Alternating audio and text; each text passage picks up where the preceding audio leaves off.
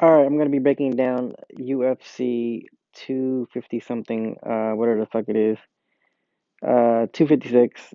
I have time right now, and I won't have time in the future, so I'm just gonna go ahead and start from the bottom on up. This card looks pretty good. I like it. For betting purposes, it looks good, and for entertainment purposes, as a fan, I do like it as well.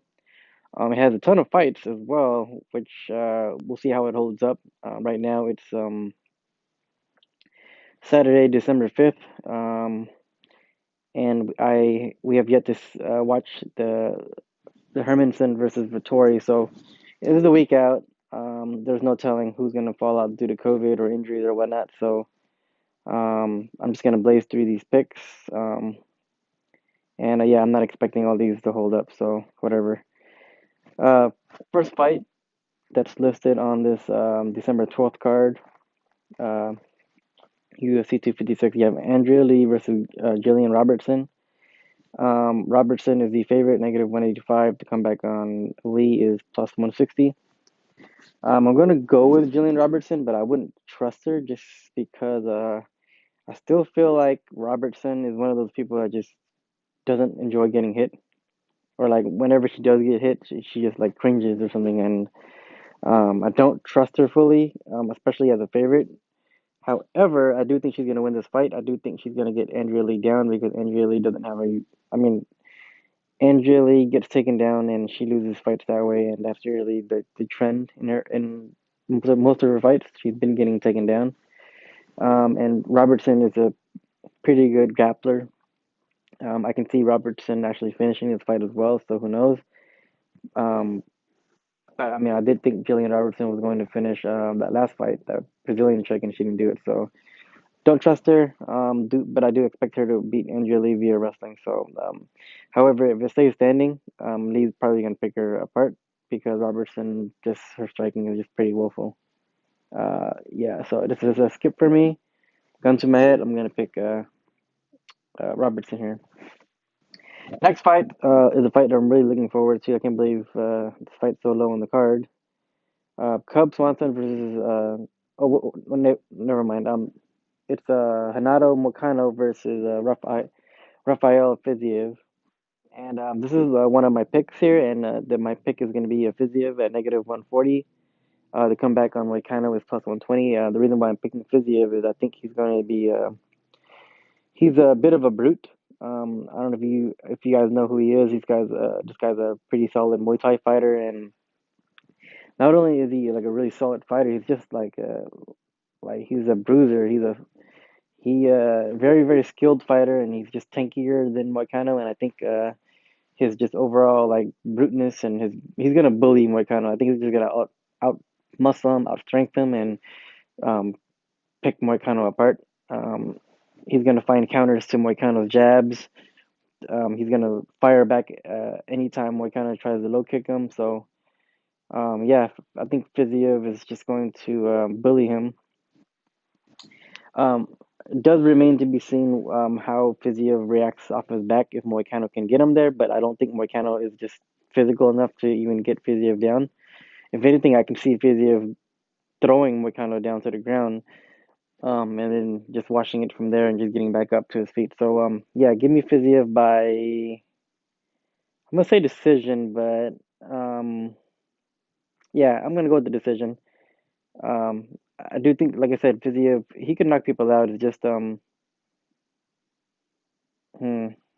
yeah, it'll probably be a decision. But either way, I'm gonna go with Fiziev money line here, negative 140. He's gonna be one of my picks here. Next fight, Cub Swanson versus Daniel Pineda. Pineda is negative 135. The comeback on Swanson is plus 115. This is going to be another good fight here. They're both going to bang it out because that's what Pineda does. Pineda has a 100% finishing rate. Last I remembered, he's got like, shit, what was his record? I know that he has a 100% finishing rate, and Pineda has actually looked really good as of late. His offensive uh, I mean, he's looked extremely offensive, and it goes to show. I mean, he's got 27 finishes, and let's see here, um, 18 submissions and 9 KOs. In his debut, he got Herbert Burns in a crucifix and finish him from there, which is pretty impressive because Burns is a black belt on the ground, and he caught him in a really good position there. Pineda is also a black belt, as so is Cub Swanson, but Cub Swanson might be one of the worst black belts there is because this guy gets tapped a ton. It's kind of stupid that I say that because Pineda gets tapped a lot as well. But Pineda, as of late, I mean, the last time he got tapped out was earlier in his career in 2010. So it's been 10 years. He's a black belt now. His ground and pound is vicious. His striking, this guy has a really solid chin. He's been finished before. He's been knocked out before, but he's got a solid chin. He throws with a ton of power. He's got some really whipping leg kicks. I think Pineda's gonna win this fight because he's just more. I think he's got more in the tank, and also he is just at this point he's how to say this. I mean they're both pretty.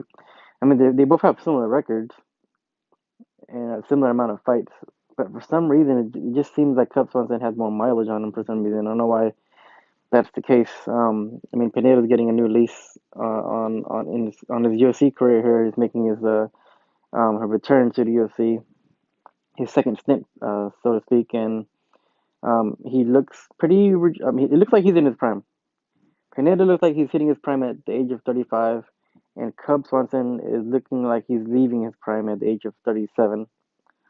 I remember watching Moicano dropping him with a jab and then getting the finish. Um, that was not a good look on Cub Swanson, and I I think Pineda's gonna finish this fight. Yeah, I actually think Pineda might be able to finish this fight, but then again, Pineda been toiling outside of the UFC, fighting I mean, not so great competition, and Cub has been fighting, UFC competition all of his life. So, um, my head says to go with Daniel Pineda here. I think he's going to win at -135. I like the money line there. I'm going to play that, and I do possibly think that he might finish Cub Swanson as well. Next fight, heavyweight fight, Sergey Spivak versus Jared Vanderaa. Uh, Spivak is -220 and Vandera is 185. I don't know who Vandera is. I watched kind of a small clip of him on the Contender Series. Um, I mean, he looks okay. I mean, yeah, like I said, I don't know much about him, but from the little that I've seen of him, he looks like he's got some okay striking. Compared to other heavyweights, where most heavyweights are like out there, swinging bombs, but this guy. He's got some good leg kicks. He's got some decent striking. Pretty basic skill set. Spivak is a wrestler. He likes to do the hip tosses and judo throws. In his most recent fight against that Brazilian dude, he showed that he knew he could actually stand up and do a striking fight. I mean, it looked like he had some good stand up and some decent footwork in that fight. So I'm gonna pick Spivak here, but I'm not gonna play any money on this one just because they're heavyweights and they're not like you know cream of the crop heavyweights either. So um, um, yeah, I mean I'm not gonna play this. So next fight is a middleweight fight between Dolce,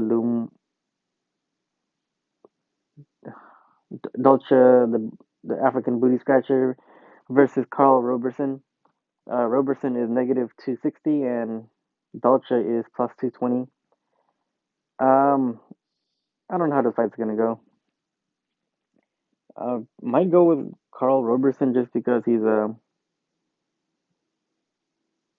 more varied striker. He's a pretty decent kickboxer, good southpaw.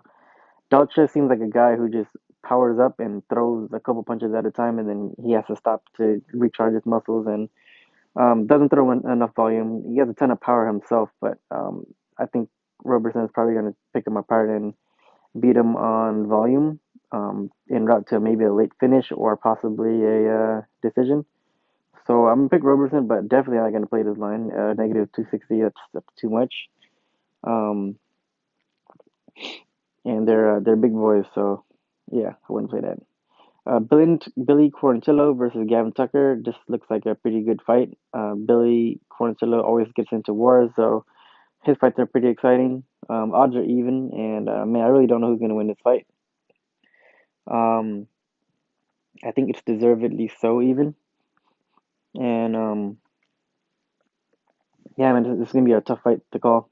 Um, Quarantillo's the type of guy who starts very slow but picks up as the fight goes, and he's got a really good gas tank. He can go three hard rounds at the same pace, if not, pick up the pace later. He's got a ton of heart. Gavin Tucker as well. He's got a ton of heart as well. Really good footwork.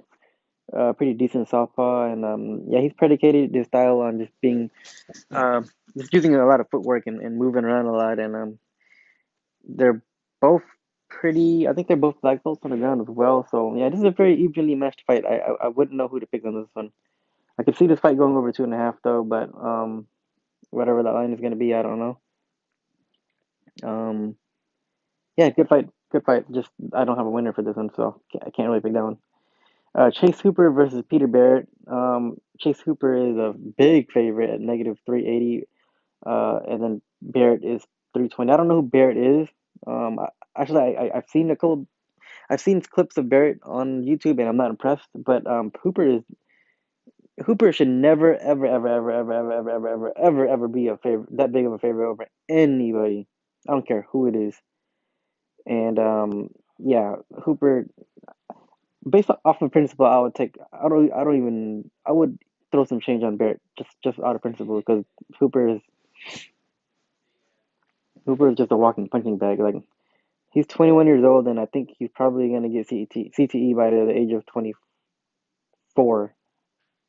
Yeah, give him 3 years until he gets CTE, and he is not ready for the UFC. I don't know why the UFC's even hadn't have him in here. So unless the UFC just keeps throwing him like just bottom of the barrel, like just literally the bottomest of the barrel guys, maybe he'll have some time to develop, but he's not going to be able to develop in UFC getting knocked out left and right. So I'll pick Barrett just because of the odds, and Hooper should never be a big favorite over anybody. So, and that's just a blind bet here.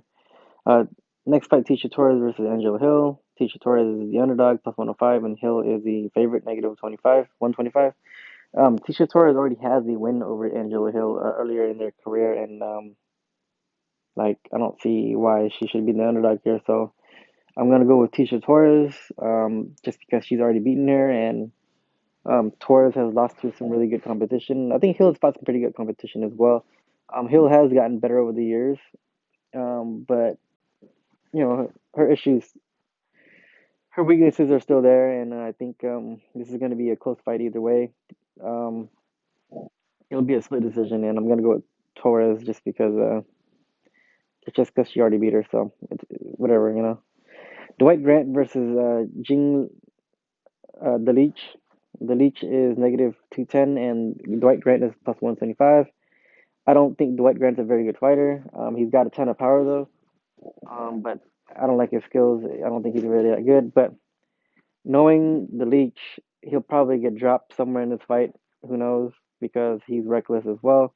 But if this fight goes past the first round, I think the Leech will probably chip away at Dwight Grant via volume and power as well, and maybe chop his legs down and maybe finish Dwight Grant late or something. But yeah, give me the Leech here. I think he's gonna win, but I wouldn't trust him just because how often the Leech gets dropped, and Dwight Grant has a ton of power. So definitely would not play that negative 210. I mean, I might play the Leech if he was negative 175, maybe a little bit lower than that, 160 or something. But um, I hate the way Leech always gets hit, and you don't want to make mistakes like that against a power hitter like this guy, and that's his only route to victory here. So yeah, the Leech should win this fight. Um, Virna Jandiroba versus Mackenzie Dern. Both of them are black belts. Dern is negative 175. Virna is plus 155. Pretty. I mean, I don't know how to. I really don't know how this fight's gonna go. To be honest, they're both black belts on the ground, and I mean, on paper, Mackenzie Dern has the better grappling accolades, but I don't know. Mackenzie Dern has disappointed before, so I don't see why you would take her at negative 175. So that's a no pick for me on this card. I mean, I'll probably, I might watch it, but I'm not gonna play this bet. If anything, it's either dog or pass on this one here. So um, I'll probably look at everything all over again once I see the over unders and decision lines, and I'll probably get a second look at this entire card overall. Next fight is Cyril Gain versus JDS. Gain is a huge favorite, negative 400, and Dos Santos is plus 325. Cyril Gain is going to knock him out because JDS doesn't have it anymore. So that's a pretty easy pick. Like I don't think I even want to elaborate anymore on that. Like JDS is done, and Gain is on the way up. So I got Gain by finish. So whatever, however way he wants it.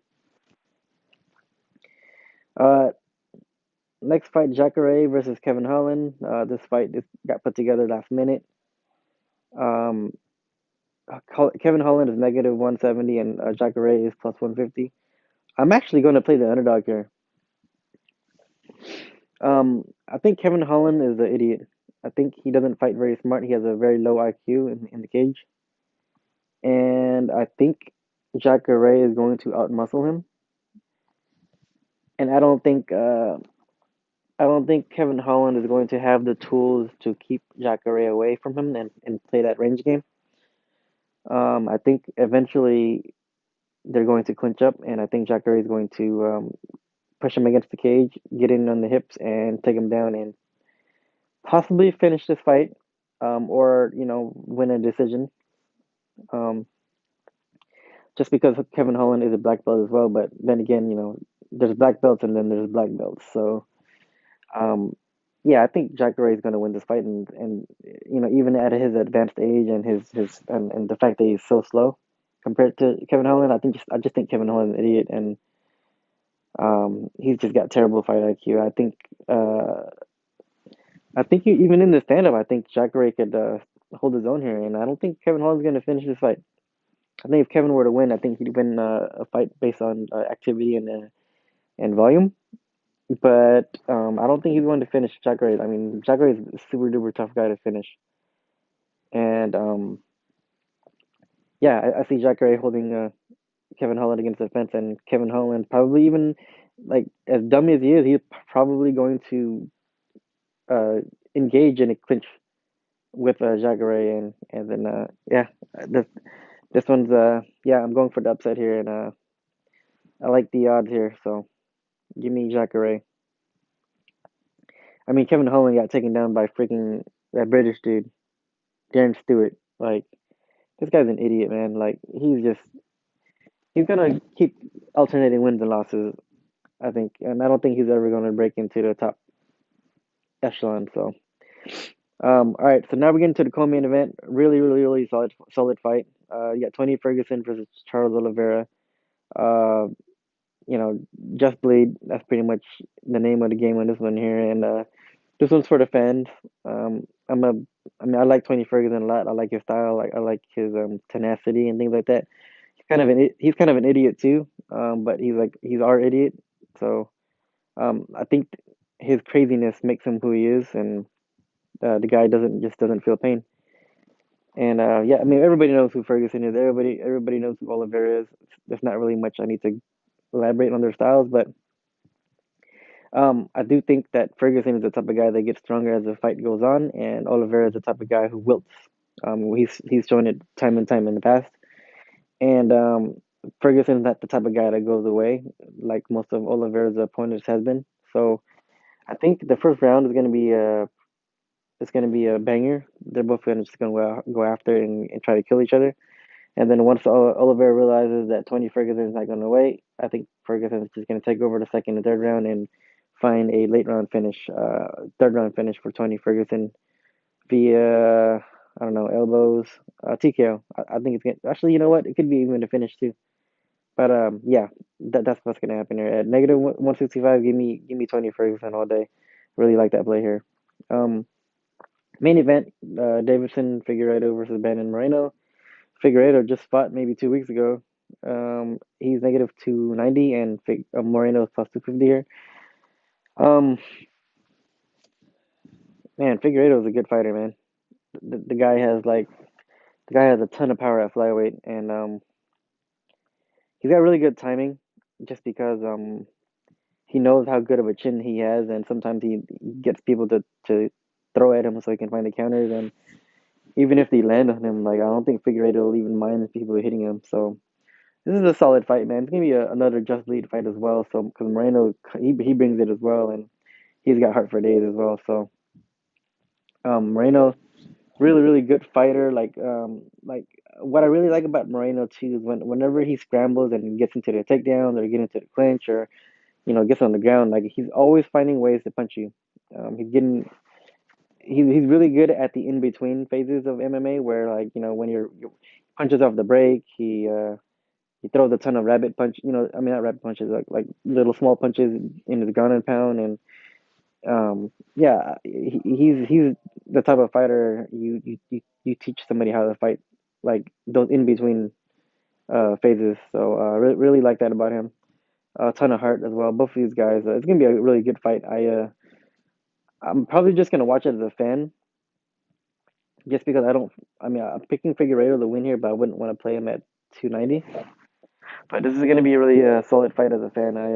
Maybe, man, if the over is set at 1.5, that's what I'll play. At 2.5, I might be a little weary about it, but yeah, I really don't know how this fight's gonna play out. So give me Figueiredo, but I wouldn't bet on it. So and I'll just go over my picks for this card, um, and what I have as far as bets goes. Right now, I got Tony Ferguson money line and negative 165. I'll probably play his inside the distance if it pays out well, but I'm guessing that it's not going to pay out well either way. So I'm just going to take his money line. I like Jacare at plus 150 for his money line. I might play his submission line if it pays out anywhere between 325 and up. Um, but I'm probably more focused on his money line as well. Also, once the line comes up, I'll play Jacare the plus 3.5 points handicap as well.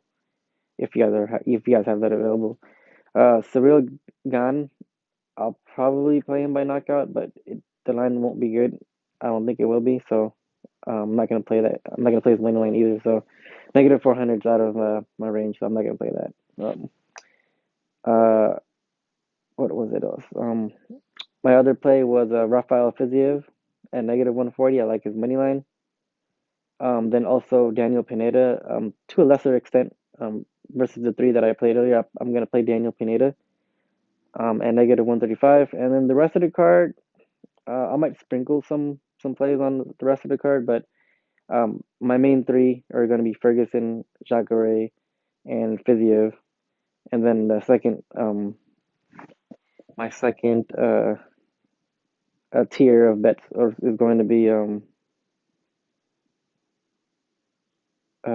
Daniel Pineda and fuck, that's it. Yeah, I'll make. I'm gonna end up playing. Like probably like third tier bets. I'll probably end up playing the Leech and Jillian Robertson on the third tier plays, which means I'm gonna empty down obviously, and I'll just work my way down because I like to have action on the entire card just for me to be able to watch everything and have some skin in the game. But yeah, this card looks very fun. Um, and I'm excited for this one. And then after that, you got the December 19th card, which looks pretty decent as well. I think I've heard about some fights falling apart, so we'll see how that one holds up, and let's see how this one holds up. I really doubt that we're gonna be able to watch everything here, so hopefully my solid plays don't fall through. As soon as I say that, some bullshit is gonna happen. So we'll see. Good luck, everyone. I will probably revisit this as soon as the over-unders come out, and I'll take a look at the over-unders as well, just because, I mean, if you know me, I make a lot of money off of overs, and I will, I like to snipe those, so good luck,